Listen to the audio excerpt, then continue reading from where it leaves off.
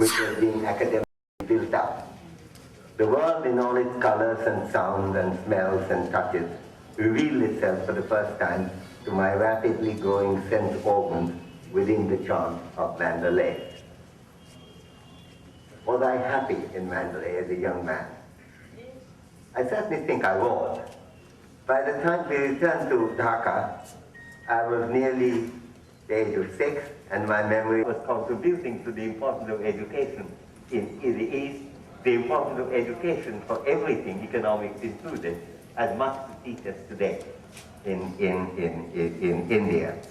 So that, plus its impact on gender equity as well as fertility, mortality, all the things I discussed, are major things we should think about. And I'm delighted that Karen emphasized the need to understand two-way relationships. And I emphasize not as distinct civilizations growing up separately, interacting with each other, but civilizations growing together across the boundaries over the time. And the Chinese were not ashamed to send students. By the way, Nalanda is the only institute of higher education in the world in which any ancient Chinese ever went for education outside China. Nalanda has this unique distinction, being the only education institute. But they were perfectly happy to go there, even though we recognize that Western heaven, as India is called, may not have all the features of the middle heaven, of namely China, but nevertheless, there was no hesitation to learn what they wanted to learn. There was no hesitation on our part to learn from Asia and from the many lessons that Asian countries can give to India today. So with that, I stop. Thank you.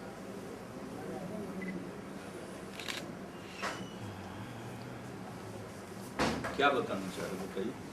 अभी तो flood का situation देख रहे हैं सीतामढ़ी का, और दूसरा पश्चिम। तो कल वाला आपको नहीं देखा इसे, जो भवसा और एक और क्या नाम है इसका, मनोर का पानी आया था, तो हरना टार में तो लड़की लोग स्कूल में फंस गई थी पानी, तो वो रिसीव कर दिया पानी आया था। और इसको काफ़ी कल से सहारा ने दिखाना शुरू किया, तो सुबह शाम को मुझे बताया था, मैंने चेकअप किया, पता चला कि वो उसके चारों तरफ जल जमाव हो गया। वहाँ पे खाने पीने का काफ़ी दिन भर प्ले किया, लगातार प्ले किया, आज भी प्ले कर रहा था। तो फिर वहाँ से बच्चियों को कस्तूरबा रेजिडेंशियल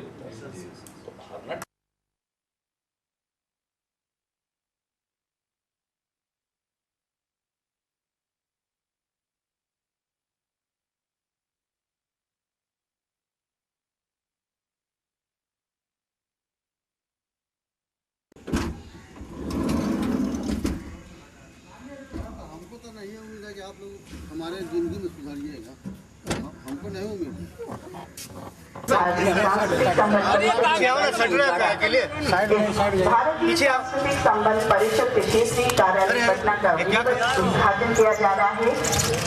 शिलापट का आप देख रहे हैं, अपने बैठे जो हमारे दर्शक हैं अपनी नजर दाहिनी तरफ घुमाएंगे, जो हमारा कार्यालय है भीड़ जुटी हुई है, और हमारे माननीय मुख्यमंत्री द्वारा, माननीय अध्यक्ष द्वारा इसका उद्घाटन विधिवत तत्पश्चात सभी मंच पर आकर अपना स्थान ग्रहण करेंगे। हम बात कर रहे थे भारतीय सांस्कृतिक को भारत में अपनी संस्कृति के प्रदर्शन हेतु मंच प्रदान करने के लिए एवं समर्पित करता है।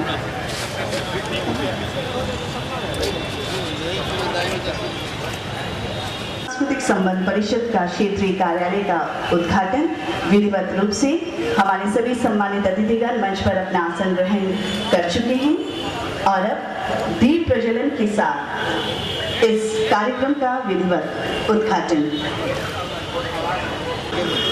माननीय सांसद राज्यसभा एवं अध्यक्ष भारतीय सांस्कृतिक संबंध परिषद श्री कर्ण सिंह, हमारी माननीय मंत्री कला संस्कृति एवं युवा विभाग, हमारे माननीय उप मुख्यमंत्री बिहार और मंचासीन हमारे सभी गणमान्य अतिथियों के द्वारा इस दीप को प्रज्वलित किया जा रहा है।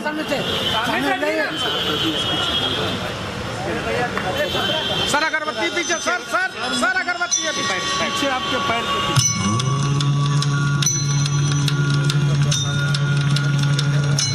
असतुमा सद्गमय तमसुमा ज्योतिर्गमय मृत्युमामृतम गमय। मुझे असत्य से सत्य की ओर ले चलो, अंधकार से उजाले की ओर ले चलो, मृत्यु से अमरता की ओर ले चलो। आइए इसी विश्वास के साथ हम सभी इस आस्था के दीप को जलाएं। हमारे सभी सम्मानित अतिथियों के द्वारा इस दीप को प्रज्वलित कर भारतीय सांस्कृतिक संबंध परिषद के क्षेत्रीय कार्यालय का विधिवत उद्घाटन। इस तरफ इतना बड़ा कार्यक्रम और उस तरफ से सूखा सूखा कुछ अच्छा नहीं लग रहा है। जोरदार ताली होनी चाहिए।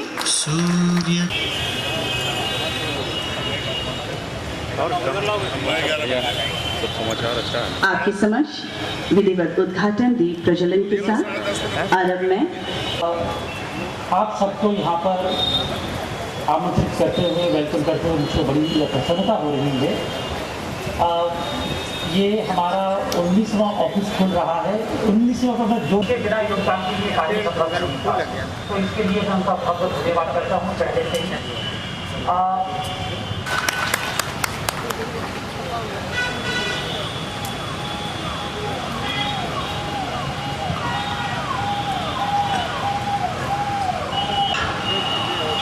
आदरणीय डॉक्टर कर्ण सिंह जी, माननीय उप मुख्यमंत्री श्री सुशील कुमार मोदी जी,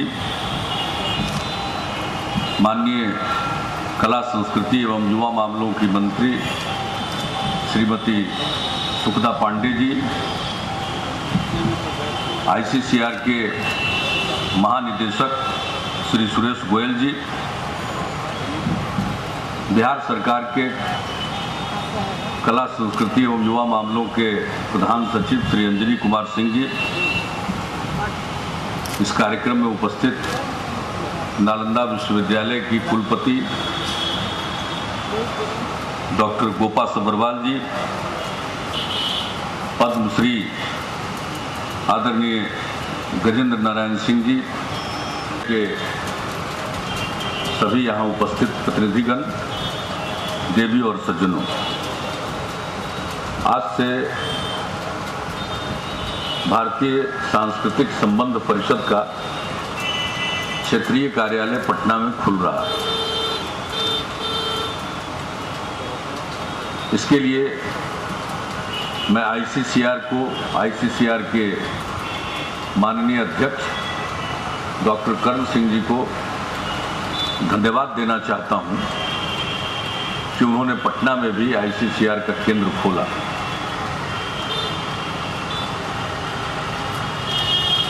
कल ICCR के द्वारा नालंदा विश्वविद्यालय और बिहार सरकार के साथ मिलकर 3 दिवसीय एक अंतर्राष्ट्रीय सेमिनार की भी शुरुआत की और इसमें अनेक मुल्कों के लोग भाग ले रहे हैं। तो एक पूरा माहौल ऐसा लगता है कि जैसे बिहार के पुराने इतिहास को, बिहार की पुरानी संस्कृति को याद करा रहा है। और अब बिहार में काफी कुछ हो रहा है। हम अपने गौरवशाली अतीत के प्रति जहां गौरव की अनुभूति रखते हैं, वहीं हमें इस बात का एहसास है कि सिर्फ अतीत के गौरवशाली होने से कोई इलाका प्रतिष्ठा प्राप्त नहीं करता है। वर्तमान को भी उसे ठीक करना होगा। इसलिए अपने अतीत से प्रेरणा लेकर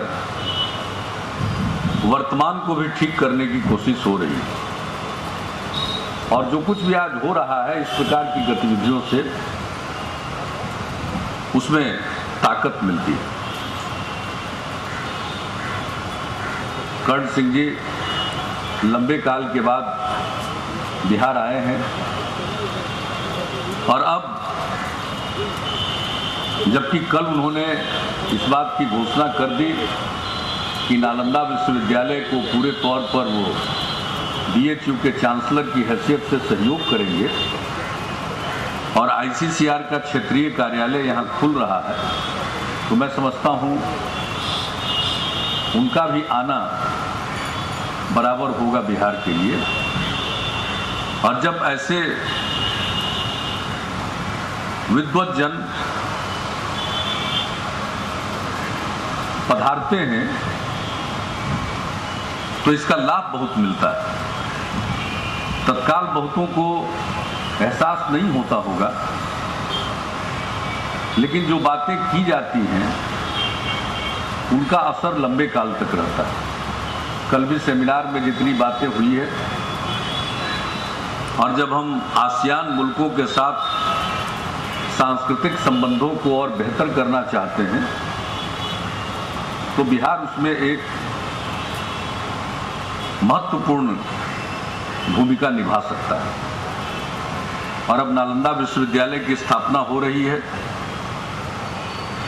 तो स्वतः ये सारी गतिविधियां तेज होंगी। बाहर से लोग आएंगे पढ़ने के लिए, पढ़ाने के लिए नालंदा विश्वविद्यालय में, पटना भी आएंगे। और जब ICCR का केंद्र रहेगा तो उन्हें ठीक ढंग से मार्गदर्शन भी हो पाएगा। अभी तत्काल इस स्थान पर ICCR का क्षेत्रीय कार्यालय खोला गया है। मैंने कल भी कहा था, आज भी यह व्यवस्था काम चलाऊ है, ये स्थायी व्यवस्था नहीं है।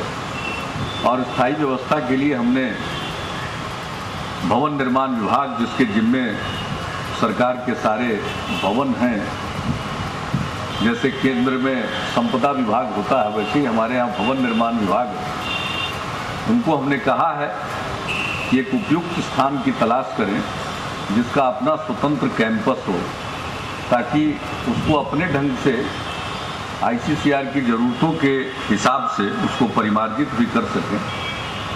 फिलहाल कहा गया है कि कुछ होना नहीं होने से बेहतर है, तो अब कम से कम शुरुआत तो हो गई। गोयल साहब आए थे, इन्होंने जब मुझसे कहा तो मुझे अचानक ध्यान में आया कि भाई ICCR का सेंटर अब तक बिहार में क्यों नहीं खुला। तो खैर देर आए दुरुस्त आए, अब तो खुल ही गया है। मैं समझता हूं कि काफ़ी इस केंद्र की गतिविधियां तेज होंगी और ये केंद्र अपने देश के बाकी के मुल्कों में, खासकर आसियान मुल्कों में या ईस्ट एशिया के मुल्कों के साथ संबंधों को बेहतर बनाने में अपनी अच्छी भूमिका निभाएगा। ICCR के माध्यम से अनेक मुल्कों में सांस्कृतिक कार्यक्रम, अन्य प्रकार के कार्यक्रम भी होते हैं और ये केंद्र होने से हमारे बिहार के कलाकारों को भी अवसर मिलेगा। आज तो वक्त नहीं है, डॉक्टर साहब को लौटना है।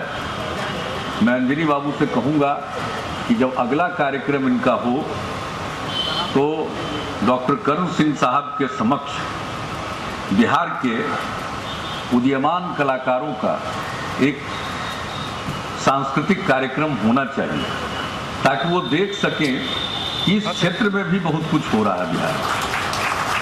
और जब एक बार आप स्वयं देखेंगे कि यहाँ भी प्रतिभा है, तो शायद बिहार के भी कलाकारों को बाहर जाकर अपना प्रदर्शन करने का अवसर मिलेगा।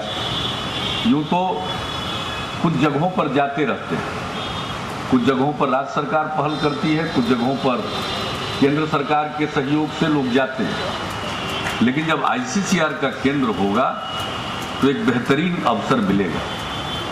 यहाँ हमारा एक कार्यक्रम है बिहार गौरव गान का। वो इतना जबरदस्त कार्यक्रम है, वो कोरियोग्राफी है। कई लोग जब उसको देखते हैं तो कहते हैं कि साहब ये तो उत्कृष्ट कोटि का, और सब कुछ यही के कलाकार, बहुत ही साधारण परिवेश में पले और बढ़े हुए लोग अपनी कला का प्रदर्शन करते हैं और बेहतरीन प्रदर्शन करते हैं। वह बिहार में काफ़ी लोकप्रिय हो रहा है। और दरअसल बिहार के बाहर भी अभी बिहार दिवस के कार्यक्रमों के अवसर पर बाहर भी उन कलाकारों का प्रदर्शन हुआ।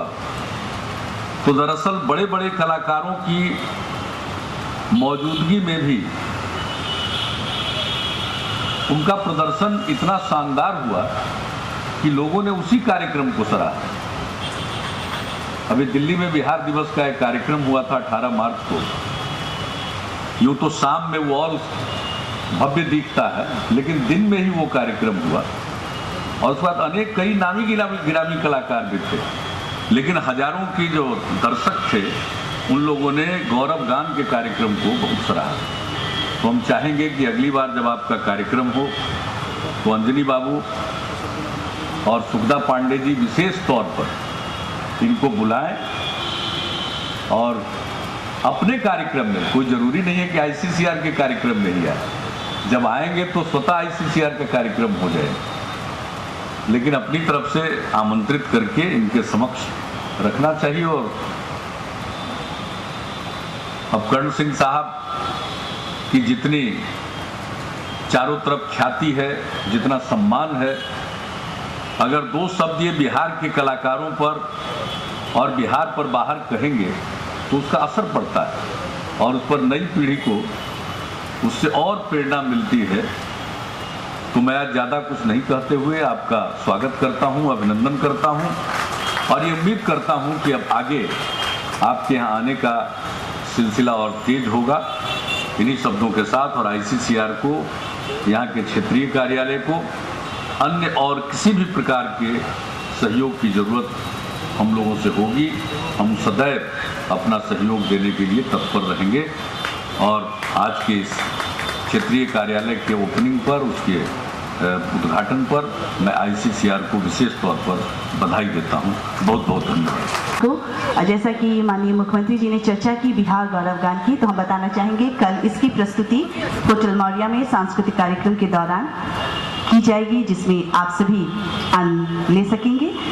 और इससे पहले कि मैं हमारे माननीय अध्यक्ष इनका प्रदर्शन किया स्थानीय प्रेमचंद रंगशाला में लोकोत्सव के दौरान, उसी पर आधारित है ये पत्रिका, जिसका लोकार्पण हमारे माननीय मुख्यमंत्री बिहार द्वारा आपके समक्ष की जा रही है। ताली में वो दम मुझे नजर नहीं आ रही है, एक जोरदार ताली होनी चाहिए। बहुत बहुत धन्यवाद।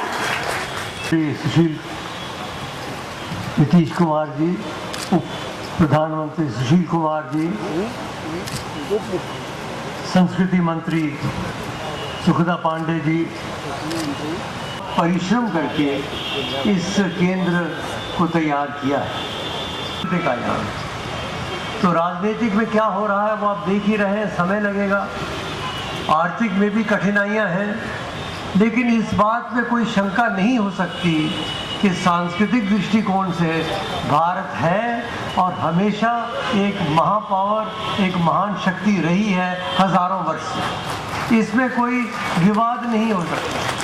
कल भी स्पष्ट हो गया था जब आसियान के लोग आए, सार्क के लोग आए, कि भारतीय संस्कृति की छाप हजारों वर्ष से हिंदू धर्म के माध्यम से, बौद्ध धर्म के माध्यम से, अपनी कला के माध्यम से सारे दक्षिण और दक्षिण पूर्व एशिया में फैली हुई है। और अगर आप लोग जाएं वहाँ देखें, जैसे अंकोर वाट विश्व में सबसे विख्यात मंदिर है, 1 किलोमीटर स्क्वायर, और उसको देख के 1000 वर्ष पहले यहाँ राजराज चोला ने तंजावुर में बृहदेश्वर मंदिर का निर्माण किया। वहाँ राजा सूर्यवर्मन ने उसी समय 1000 साल पहले अंकोर वाट का निर्माण किया। वो एक दुनिया में एक अद्भुत स्थान है। जो सबसे महान बौद्ध स्थान है भद्र विहार, जिसे बोरोबुदूर कहते हैं इंडोनेशिया में, वो भी भारतीय संस्कृति से ओतप्रोत है। वहाँ पराम्बरन मंदिर है जो परम ब्रह्मन मंदिर कहा जाता है, जिसमें विष्णु, शिव और ब्रह्मा तीनों के अलग अलग मंदिर बनाए हुए हैं। और हमें इस बात का गौरव है कि मुस्लिम प्रधान देश होते हुए भी इंडोनेशिया ने उन सब मंदिरों की रक्षा की, उनकी देखभाल कर रहे हैं और उनको बड़े सुचारू ढंग से चला रहे हैं। तो सारे साउथ और साउथ ईस्ट एशिया में भारतीय संस्कृति फैली हुई है और इसीलिए 1950 में मौलाना अबुल कलाम आज़ाद, जो हमारे प्रथम शिक्षा मंत्री थे, और पंडित जवाहरलाल नेहरू, उन्होंने भारतीय सांस्कृतिक संबंध परिषद, Indian council for cultural relations की स्थापना की और उस समय से ये कार्यक्रम चला रहे हैं। पिछले 5-8 वर्ष से जब से मैं संबंधित हुआ, बहुत सारे हमने कार्यक्रम विदेश में खोले, केंद्र खोले। 37 केंद्र हमारे सारे विश्व में आज फैले हुए, विशेषकर जहाँ भारत मूल के बहुत अधिक लोग रहते हैं, जैसे फिजी है, मॉरिशस है, गयाना है, सूरीनाम है, इस प्रकार के, और दूसरे देशों में भी, इंडोनेशिया में 2 हैं, थाईलैंड में है, वियतनाम में है। तो इस प्रकार के 37 केंद्र खुले हैं और 17, मैं क्षमा प्रार्थी भी हूँ कि बिहार जैसे क्षेत्र को प्राथमिकता नहीं दी गई, कुछ हमारी ओर से ढीलपना रहा, कुछ मैं कहूँगा बिहार सरकार की ओर से भी थोड़ी बहुत ढीलपना रही। क्योंकि जब मैंने सुरेश गोयल को भेजा, मैंने कहा भाई जाके पता तो लोग क्या हो रहा है। उन्होंने पूछा भी डॉक्टर साहब की चिट्ठी यहाँ कहा गया, कौन सी चिट्ठी? उन्होंने उस चिट्ठी की प्रति निकाल के दिखाई कि ये उन्होंने मुख्यमंत्री को चिट्ठी लिखी। फिर उसके बाद तुरंत नीतीश बाबू को जब समझ में आ गई या उनको बताया गया, मुझे लगता है पहले उनको उस पत्र के बारे में विशेष बताया भी नहीं गया होगा। जो ही उनको बताया गया तो तुरंत उन्होंने इस कार्य में अग्रसर होकर काम किया और आज जैसे ये कह रहे हैं, फिलहाल यहाँ केंद्र बना है और जब बिहार सरकार हमें दूसरा स्थान देगी तो हम वहाँ कार्यक्रम को वहाँ ले जाएंगे, कार्यालय को वहाँ ले जाएंगे। बिहार की जितनी प्रशंसा की जाए उतना कम है।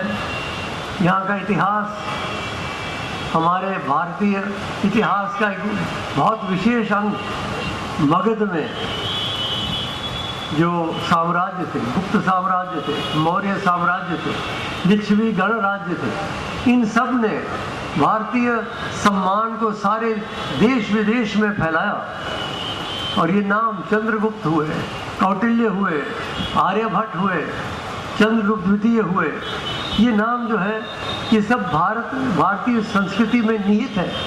इनके बिना हमारी संस्कृति अधूरी होती है। लोग कलाकार भेजे और चित्र भेजे। यहाँ का छाऊ नृत्य भी अपना है, सरायकेला का अलग है और बिहार का अलग है। इस प्रकार की बहुत सारी चीज़ें हैं जो हमें ज्ञान भी नहीं होगा, वो सब चीज़ें बिहार में पाई जाती हैं। और मैं तो समझता हूँ कि भारतवर्ष की जो एक बहुमुखी प्रतिभा है सांस्कृतिक, उसमें हर एक क्षेत्र ने अपना अपना योगदान दिया है। कश्मीर ने अपना दिया है, केरल ने अपना दिया है, असम ने अपना दिया है, गुजरात ने अपना दिया है। उसी प्रकार से बिहार तो बहुत ही बड़ा राज्य है, हमारा द्वितीय सबसे बड़ा राज्य है। बिहार ने तो बहुत अधिक योगदान दिया है। और मैं चाहूँगा कि जैसे इन्होंने कहा देर आए दुरुस्त आए, देर हो गई ज़रूर, लेकिन आपके सहयोग से हम प्रयत्न करेंगे कि जो पीछे कार्यक्रम थोड़े ढीले हो गए थे वो और तीव्र गति पकड़ लें और हमारी ओर से हम भरपूर प्रयत्न करेंगे कि यहाँ की कार्यक्रम जो है वो चलते रहें। मुझे भी लगता है कि वर्ष के एक बार अब आना ही पड़ेगा कम से कम। ये तो मैं 7 वर्ष के बाद आया आपके साथ जब गए थे वहाँ नालंदा में। और नालंदा विश्वविद्यालय की जो स्थापना नव नालंदा की, उससे भी पाटलिपुत्र पटना की भी और बिहार का महत्व बढ़ेगा, क्योंकि राजगीर और नालंदा केवल बौद्धों के लिए, हिंदुओं के लिए, जैनियों के लिए महत्वपूर्ण है। और हजारों यात्री वहाँ आ सकते हैं, और जो भी आएंगे वो पटना के माध्यम से ही अधिकतर आएंगे। इसलिए पटना में बहुत सारे कार्यक्रम हो सकते हैं। हमने जो यहाँ निदेशक रखे हैं, आप ही के एक अफसर को रखा है। आप ही ने हमें सुझाव दिया था कि हमारा एक अफसर रख लीजिए। हमने कहा वो ज़्यादा अच्छा है, क्योंकि वो यहाँ स्थानीय परिस्थिति को जानते हैं और अधिक हमें सहयोग दे सकते हैं। तो मैं इस समय अधिक नहीं कहता हुआ फिर से नीतीश बाबू और उनके सहयोगियों का धन्यवाद करना चाहता हूँ। और कल हमने अपना भाषण महासरस्वती के एक ध्यान से समाप्त किया था। आज मुझे लगता है कि महालक्ष्मी का करें, क्योंकि बिना महालक्ष्मी के न ICCR चलेगी न बिहार सरकार चलेगी। तो महालक्ष्मी से प्रार्थना है कि वो हम सब पे कृपा बनाए रखें, हमें बुद्धि दें, हमें साहस दें, ताकि ये नया कार्यक्रम जो आज आरंभ होने जा रहा है ये सफलता की ओर दिन प्रतिदिन जाता रहे। या सा पद्मासनस्था विपुल कटितटी पद्मपत्रायताक्षी गंभीरावर्तनाभीस्तनभरणमिता शुभ्रवस्त्रोत्तरीया लक्ष्मीर्दिव्यै गजेन्द्रैः मणिगणखचितैः स्नापिता हेमकुम्भैः नित्यं सा पद्महस्ता तव वसतु गृहे सर्वमांगल्ययुक्ता। धन्यवाद। अतिथिगण नीचे स्थान ग्रहण करेंगे। तत्पश्चात कलाकार आकर ये प्रस्तुति आपके समक्ष। सेमिनार का भी आयोजन किया गया है, जो कल से यानी 20 तारीख से आगामी 22 तारीख तक चलेगी होटल मौर्या में, और कल शाम में एक सांस्कृतिक कार्यक्रम का आयोजन किया गया।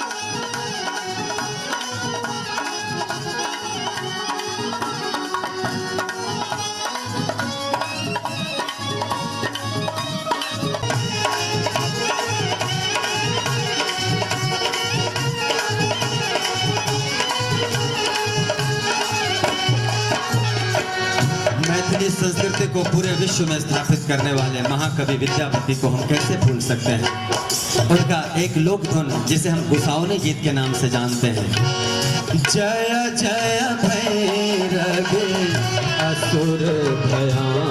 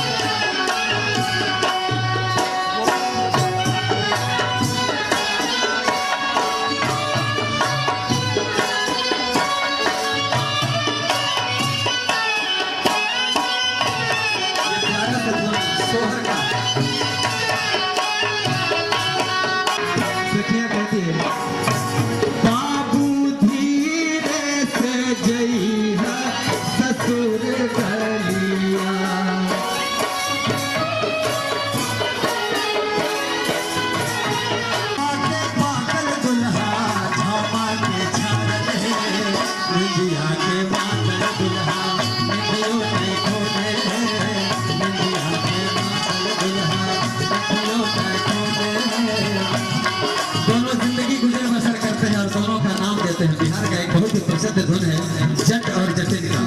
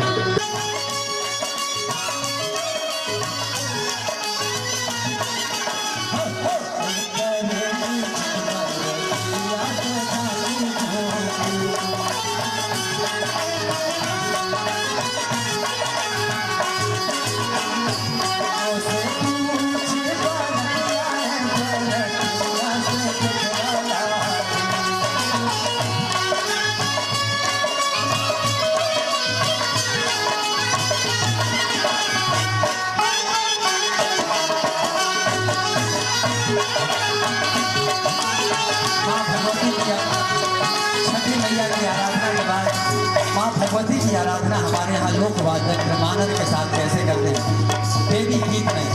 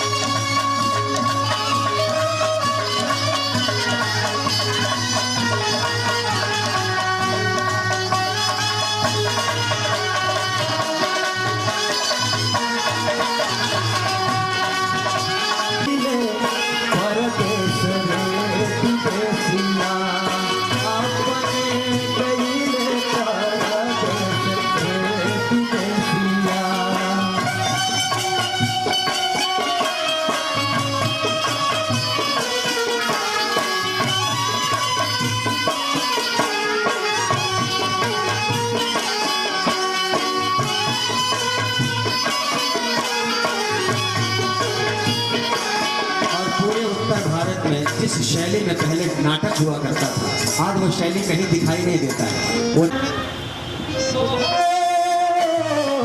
वाल्मीकि ने रची रामायण, वाल्मीकि ने रची रामायण, लव कुश को जाने संसार। ये है मेरा बिहार, हाँ ये मेरा बिहार, ये है मेरा बिहार, हाँ ये मेरा बिहार। वाल्मीकि ने रची रामायण, वाल्मीकि ने रची रामायण, लव कुश को जाने संसार। ये है मेरा बिहार, ये है मेरा, सब लोग मिलके गाएं, ये है मेरा बिहार, ये है मेरा बिहार, ये है मेरा बिहार, हाँ ये मेरा बिहार। और आज के सभी आमंत्रित अतिथियों के लिए अल्पाहार की व्यवस्था की गई है। आप सभी से निवेदन है अल्पाहार ग्रहण करके ही जाएं। सभी कलाकारों का सम्मान किया जा रहा है। पूरी टीम को मेलोडी ऑफ बिहार इस